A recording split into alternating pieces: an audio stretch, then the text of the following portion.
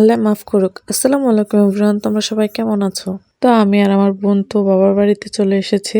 আমরা দুই বোন আসছি একসাথে, এর জন্য কিছু রান্নাবান্নার আয়োজন করা হয়েছে। আমরা ফ্যামিলির সবাই মিলে একসাথে খাবো। তো রান্নাবান্না করার জন্য আমি ফ্রিজ থেকে মাছ বের করে নিলাম, মাংসগুলা ভিজায় রাখলাম।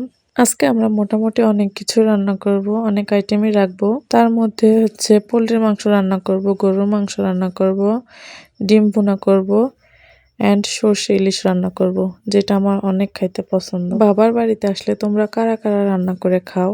আমার কিন্তু বাবার বাড়িতে আসলে এখন রান্না করতে অনেক ভাল লাগে, কারণ বিয়ের আগে আমি বাবা মাকে রান্না করে খাওয়াই নাই, এখন বুঝি, যার জন্য আমার এখন রান্না করতে অনেক ভাল লাগে। তো আমি তো এইদিকে রান্না শুরু করে দিয়েছি, আর এদিকে আমার বোন আমাকে সবকিছু কেটে গুছাই দিচ্ছে। আমি সর্ষে ইলিশ তেমন রান্না করতে পারি না, তবে আজকে রান্না করছে, অনেক মজা হয়েছে।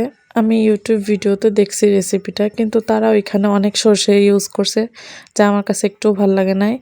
আমি অল্প সর্ষে দিচ্ছি, আমার কাছে অনেক ভাল লাগছে। আমার কাছে মনে হয় বেশি সর্ষা দিলে আর কি সর্ষে ইলিশটা একদম তিতা হয়ে যাবে। তো কারা কারা সর্ষে ইলিশ রান্না করতে পারো কমেন্ট করে জানাবা। সবাই তো ইলিশ মাছ খেয়ে অনেক প্রশংসা করেছে।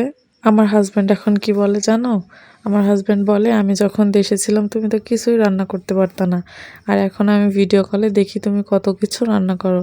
সবাই খায়ও বলে অনেক মজা হয়েছে। তো আফসোস, এখন সবই রান্না করতে পারি, কিন্তু হাজব্যান্ডকে নিজের হাতে খাওয়াইতে পারছি না রান্না করে। তো এই তো দেখো, আমরা অল্প কিছু আয়োজন করছি, ফ্যামিলির মানুষ সবাই মিলে খাবো। তো সবাই ভালো থাকবো, আল্লাহ হাফেজ।